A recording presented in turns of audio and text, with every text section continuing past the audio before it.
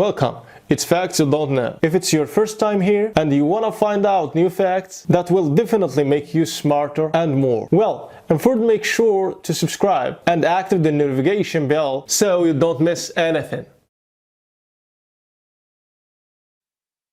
One spring morning many years ago, I'd been prospecting for gold along Coho Creek on southeastern Alaska's Krupinoff Island, and as I emerged from a forest of spruce and hemlock, I froze in my tracks.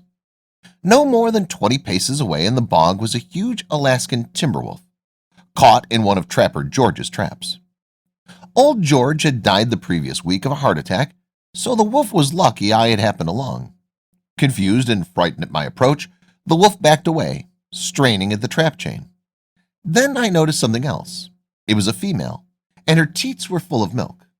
Somewhere there was a den of hungry pups waiting for their mother. From her appearance, I guessed that she'd been trapped only a few days. That meant her pups were probably still alive, surely no more than a few miles away. But I suspected that if I tried to release the wolf, she would turn aggressive and try to tear me to pieces. Here are the proven skills to survive any emergency. So I decided to search for her pups instead, and began to look for incoming tracks that might lead me to her den. Fortunately, there were still a few remaining patches of snow.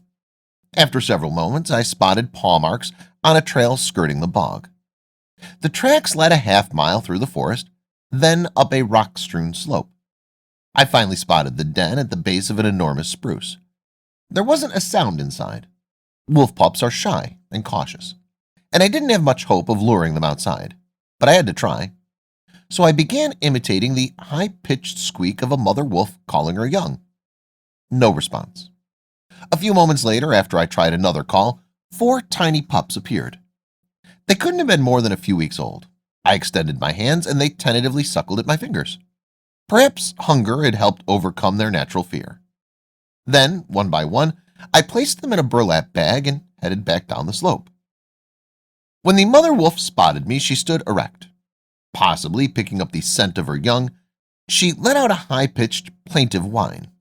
I released the pups, and they raced to her. Within seconds, they were slurping at her belly. What next? I wondered. The mother wolf was clearly suffering, yet each time I moved in her direction, a menacing growl rumbled in her throat. With her young to protect, she was becoming belligerent. She needs nourishment, I thought. I have to find her something to eat.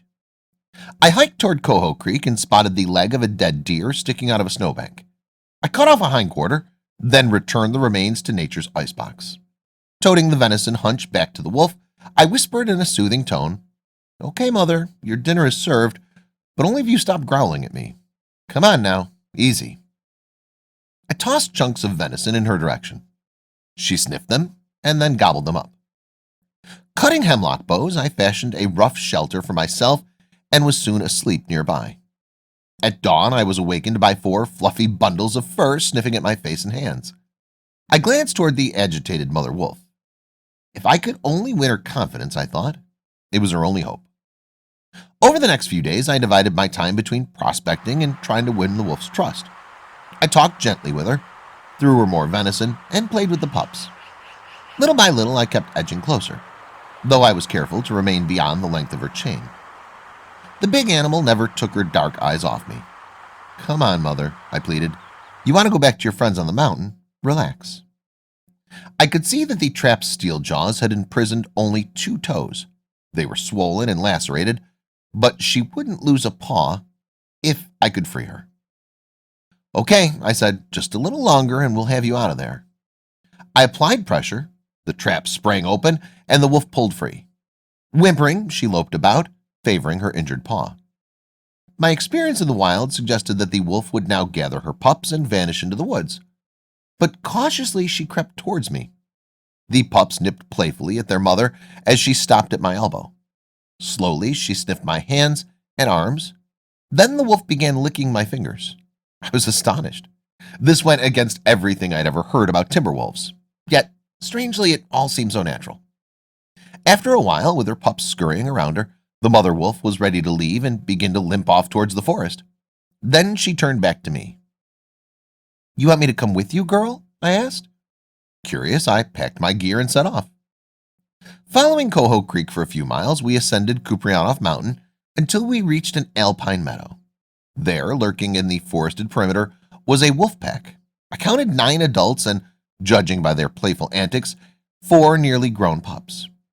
After a few minutes of greeting, the pack broke into howling. It was an eerie sound, ranging from low wails to high-pitched yodeling. At dark, I set up camp. By the light of my fire and a glistening moon, I could see furtive wolf shapes dodging in and out of the shadows, eyes shining. I had no fear. They were merely curious. So was I. I awoke at first sight. It was time to leave the wolf to her pack. She watched as I assembled my gear and started walking across the meadows. Reaching the far side, I looked back. The mother and her pups were sitting where I'd left them, watching me. I don't know why, but I waved. At the same time, the mother wolf sent a long, mournful howl into the crisp air.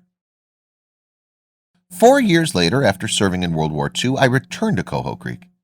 It was the fall of 1945. After the horrors of the war, it was good to be back among the soaring spruce and breathing the familiar, bracing air of the Alaskan bush. Then I saw, hanging in the red cedar where I had placed it 4 years before, the now rusted steel trap that had ensnared the mother wolf.